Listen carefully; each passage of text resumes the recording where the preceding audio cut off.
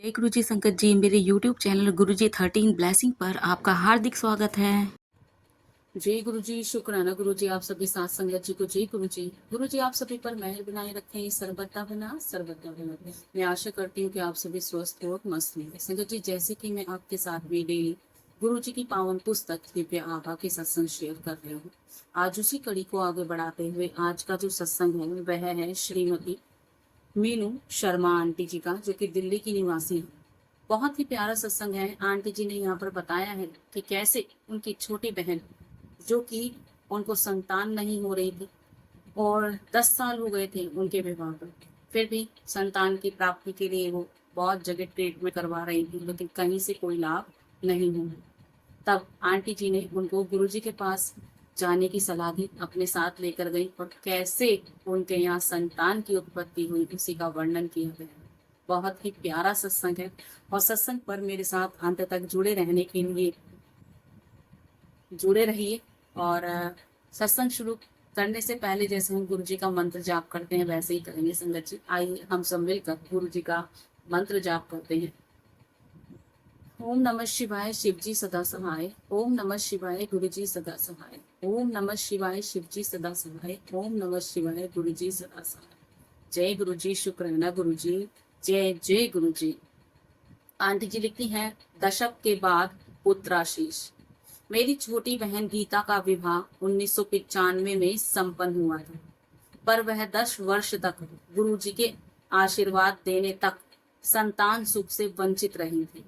हम गुरुजी के पास पहली बार वर्ष 2001 में गए थे और मेरे पुत्र शांतनु को मिर्गी से स्वस्थ करने के पश्चात हमने अपनी बढ़ती हुई सूची में एक और विषय जोड़ दिया था, गुरुजी से गीता को संतान का आशीष। यहाँ आंटी जी बताती हैं कि उनके बेटे को, जिनका नाम शांतनु था, उनको मिर्गी के दौरे पड़ते थे, फेट्स पड़ते थे। वो उसी के उपचार के लिए गुरुजी के पास 2001 में गई थी और जब उनके पुत्र बिल्कुल स्वस्थ हो गए, ठीक हो गए, तो उन्होंने अन्य संगत को भी गुरुजी का मार्ग दिखाया, गुरुजी के पास लेकर गई। आप सभी जानते हैं, जब गुरुजी से जुड़ते हैं तो हमें जोड़ा जाता है किसी न किसी संगत के द्वारा। तो यहाँ भी आंटी जी के साथ ऐसा ही हुआ। तो अब क्या था, वो अनेक लोगों को गुरुजी के पास लेकर गई और अब क्या था, वो कहते कि सूची बढ़ती चली जा रही थी। अब उन्होंने सूची में एक और नाम शामिल कर दिया था, गीता आंटी जी का, जो कि उनकी खुद की बहन थी। वो कहती शादी को 10 साल हो गए थे लेकिन उनको संतान की उत्पत्ति नहीं हो रही थी, मतलब वो माँ ही नहीं बन पा रही थी। अब ये नहीं कह सकते संगत जी की आंटी जी में ही कोई कमी थी जिसके कारण वो माँ नहीं बन सकती थी।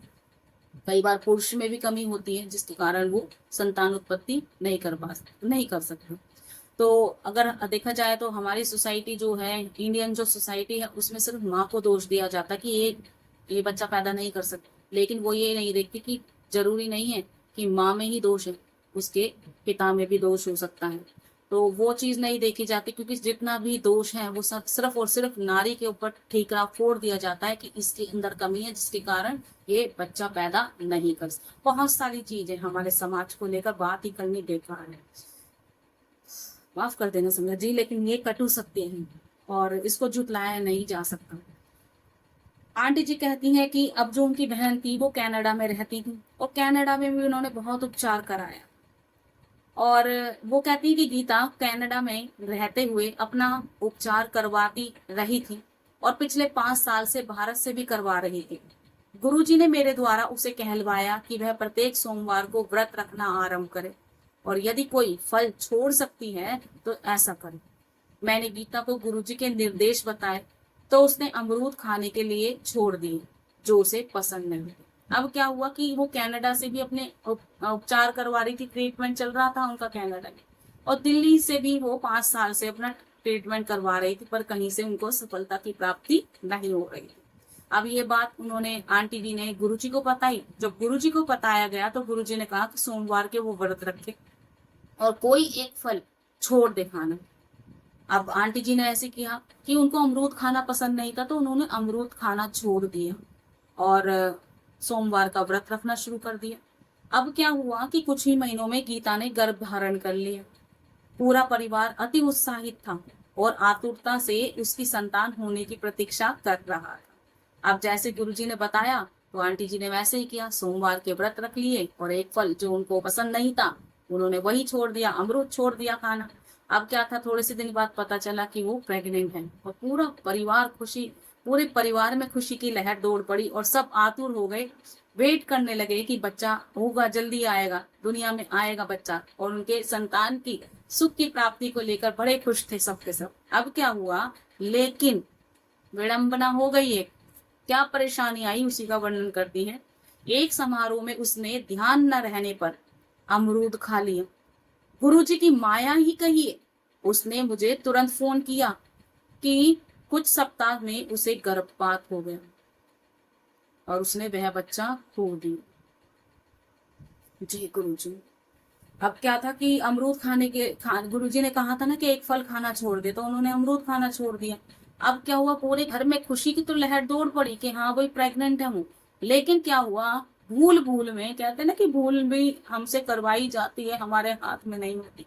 तो गुरुजी की लीला ही कह लीजिए कि वो आंटी जी एक समारोह में गई और उन्होंने अमरूद खा लिया। अब जब अमरूद खाया तो क्या हुआ, बच्चा हाथ से निकल गया। अब ये बात जब आंटी जी को कैसे पता चली, उनकी बहन ने उनको फोन करके बताया कि उन्होंने अपना बच्चा खो दिया और उनसे गलती से जो फल छोड़ा था वही खा लिया। अब ये बात क्या थी, गुरुजी को बताई गई। जब मैंने इस बारे में गुरुजी से उल्लेख किया तो उन्होंने कहा, उसे शिवरात्रि को उनके पास आने के लिए बोला। शिवरात्रि में एक सप्ताह से कम का समय शेष था, किंतु गुरु कृपा से वह दिल्ली आ गई। गुरुजी के दर्शन के बाद उन्होंने उसे आशीर्वाद देकर उसे वापस कनाडा लौटने को कहा। अब क्या था, गुरुजी को बात बताई गई तो गुरुजी ने कहा कि शिवरात्रि वाले दिन उसको यहाँ लेकर आओ। अब शिवरात्रि में तो सिर्फ कहते कि एक सप्ताह से भी कम समय था और वो कनाडा में रहती थी, कैसे वो आएंगी, कैसे मैनेज होगा, वो समझ नहीं पा रहे थे। लेकिन गुरुजी की लीला देखिए कि वो शिवरात्रि वाले दिन ही कनाडा से दिल्ली आ गई और उन्होंने गुरुजी के दर्शन किए। गुरुजी ने उनको आशीर्वाद दिया आंटी जी को और वापस कनाडा जाने के लिए बोल दिया। कनाडा लौटकर उसने अपने व्रत फिर आरंभ कर दिए और एक वर्ष बीत गए। 2005 में एक दिन जब हम बड़े मंदिर में थे, उन्होंने मुझसे पूछा कि क्या मेरे पास गीता का चित्र है, चूंकि उस समय मेरे पास नहीं था। उन्होंने मुझे उसका एक चित्र मंदिर आते हुए सदा साथ रखने का निर्देश दिया। अब क्या हुआ, जब वो कनाडा वापस चली गई और हमेशा के लिए जैसे गुरुजी ने बताया था व्रत रखना है, वो वैसे ही व्रत रख रही थी। साल हो गया लेकिन कुछ नहीं हुआ। अब क्या हुआ, 2005 में आंटी जी जब मीनू आंटी जब गुरुजी के दर्शन करने के लिए बड़े मंदिर में थी तो गुरुजी ने उनकी बहन, छोटी बहन गीता आंटी का चित्र मांगा, फोटो मांगा। अब आंटी जी कह रही मैं तो अपने पास नहीं रखती थी उसका फोटो, ना मेरे पास था। तो कहती कि मेरे पास उस समय उसका फोटो नहीं था, चित्र नहीं था। तो गुरुजी ने कहा कि हम अगली बार जब भी आए, जब बड़े मंदिर, तो गीता आंटी का फोटो अपने बैग में जरूर रखना। उनको आंटी जी को निर्देश दिए कि अपने साथ ही रखना जब भी गुरुजी के बड़े मंदिर आए। तो इट मीन्स फोटो से भी हम किसी को ब्लेस कर सकते हैं संगत जी, कि अगर कोई आपके साथ नहीं जा रहा तो आप उसका फोटो ले जाइए, वो भी ब्लेस हो जाएगा। ये तो नया चमत्कार सुना मैंने आज पहले। तो अंकल जी, आंटी जी यहाँ लिखती हैं कि गुरुजी ने उनको कहा कि उन्होंने मुझसे कहा कि उसका एक चित्र हमेशा चित्र मंदिर आते हुए सदा अपने पास रखने का गुरुजी ने उनको निर्देश दे दिए। गुरुजी के साथ उस वार्तालाप के 1 माह के पश्चात गीता ने मुझे फोन कर गर्भवती होने का उसको आभास हो रहा है, पर निश्चित रूप से चिकित्सक के परीक्षण के बाद ही वो बता पाई। चिकित्सक ने उसे गर्भ धारण करने की बात स्पष्ट कर दी और उसने 22 मई को एक स्वस्थ बालक को जन्म दिया। यह गुरु कृपा से ही संभव था, क्योंकि चिकित्सा शास्त्र में कोई उपाय शेष नहीं था। यह गुरु की जीवन और मृत्यु को नियंत्रित करने की अद्भुत प्रतिभा को दर्शाता है। जय गुरु जी, शुक्राना। अब क्या हुआ, जब गुरुजी ने उनको कहा कि चित्र हमेशा अपनी बहन का, जब भी बड़े मंदिर आए अपनी बहन का चित्र लेकर आना है, अपने पास रखना है, और आंटी जी ने बहना बीता था उस बात को। तो गुरुजी ने दोबारा उनसे उनके बारे में पूछा। तो 1 महीने के बाद क्या हुआ कि उनकी बहन का उनके पास फोन आया और उन्होंने बताया कि उनको ऐसा फील हो रहा है कि जैसे वो प्रेग्नेंट है, लेकिन जब तक टेस्ट नहीं होगा तो वो बता नहीं पाएंगी कि ये सब पॉजिटिव है या क्या है। उन्होंने जब अपना टेस्ट कराया तो रिजल्ट जो था वो पॉजिटिव आया। अब चिकित्सक भी बड़े परेशान, वो हैरान हो गए उस चीज को लेकर। और 22 मई को उनको एक स्वस्थ बालक को आंटी जी ने जन्म दिया। और सब कुछ गुरु जी की कृपा से ही संभव हुआ था, और इसमें कोई दो राय नहीं है। चिकित्सा शास्त्र में भी इस चीज का कोई जवाब नहीं है। जिन डॉक्टरों ने हाथ खड़े कर दिए वो कभी मां नहीं बन सकती थी, लेकिन गुरु जी के पास जाने से और उनकी बहन को ये बोलना कि आंटी जी का स्वरूप तो हम बोलते ना, वो आदत पड़ गई। आंटी जी का फोटो अपने पास रखना है जब भी बड़े मंदिर आए, तो कैसे फोटो के जरिए को ब्लेसिंग मिल रही थी। जय गुरु जी, शुक्राना गुरु जी। और गुरु जी ने कैसे जीवन और मृत्यु को नियंत्रित करके उनको संतानोत्पत्ति करवाई थी, कैसे उनको संतान की प्राप्ति हुई थी। बहुत ही प्यारा सत्संग। और इस सत्संग से एक चीज और पता चली संगत जी, गुरु जी चित्र के माध्यम से, फोटो के माध्यम से सब कुछ बता दिया करते थे। मैंने पहले भी एक दो बार सत्संग सुने। और एक सत्संग में पहले बताया था कि एक लड़के का किसी संगत आंटी की बेटी का शादी थी, और उनके पास होने वाले वर का एक फोटो था, वो गुरुजी के पास लेकर गई थी। गुरुजी ने वो फोटो देखा था और उसके बाद बताया था चंगा मुंडा है, शादी को तो विवाह हो गया था। वो तो चलो ठीक है, उन्होंने उनको परिचय बता दिया, लेकिन फोटो के जरिए किसी को इतनी बड़ी ब्लेसिंग देना, ये तो नई चीज है संगत जी। और मैं तो यही कहूंगी, अब ये गुरुजी की इच्छा है कि अगर हम किसी को ब्लेस करना चाहते हैं और वो बड़े मंदिर नहीं है, उसका स्वरूप भी ले जा सकते हैं, ऐसा मेरा मानना है। मैं ये नहीं कह रही सब करें, हो सकता है कि स्वरूप से ही, फोटो से ही मतलब उनको ब्लेसिंग मिल जाए।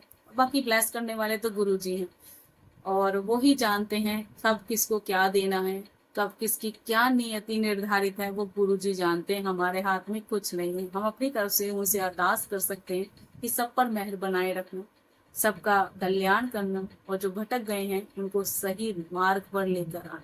हम तो सिर्फ गुरु जी से अरदास कर सकते हैं। देना न देना वो ही जानते हैं, हमारे हाथ में कुछ नहीं समझ। बहुत ही प्यारा सत्संग था। और मैं तो गुरु जी से यही अरदास करूंगी संगत जी, कोई भी इस जीवन में आया है तो हम कर्म करने आए हैं, अपने कर्म अच्छे रखें। और फल की चिंता तो खैर हमारे हाथ में नहीं है, फल तो देने वाले वही हैं। जब वो देने पर आएंगे तो आपकी झोलियां खुशियों से भर जाएंगी, जिसके लिए आप तड़प रहे हैं। आंटी जी को 10 साल के बाद, शादी के 10 साल के बाद संतानोत्पत्ति हुई थी, और कितनी बड़ी ब्लेसिंग होती है। और जिनको क्या ही बोले संगत जी, सबकी अपनी अपनी एक जर्नी है, हम अपनी जर्नी करने आए हैं। बस गुरु जी सब पर मेहर बनाए रखना। और आज मैं अपनी वाणी को यही विराम दूंगी। जय गुरु जी, शुक्राना गुरु जी, जय जय गुरु जी।